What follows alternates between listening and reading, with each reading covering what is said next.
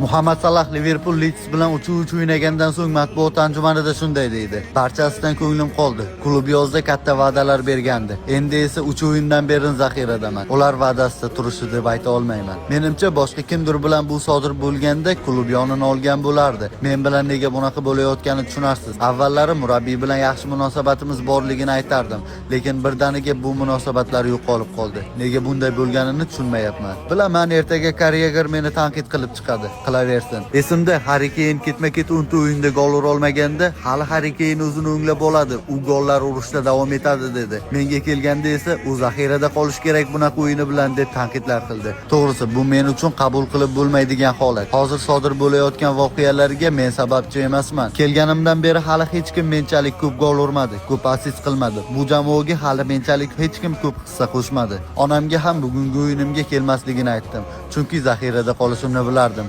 Unga keyingi o'yinimga kelishini aytdim, chunki u o'yinim Liverpuldagi so'nggi uchrashuvim bo'lishi mumkin. Xo'sh do'stlar, siz nima deb o'ylaysiz? Salah rostdan ham Liverpuldan ketadimi? O'zi umuman olganda siz qaysi jamoani muxlisisiz va Salahni hozirgi formasida muxlislik qilayotgan jamoangizga kelishini xohlarmidingiz? Fikrlaringizni kommentariyada qoldiring.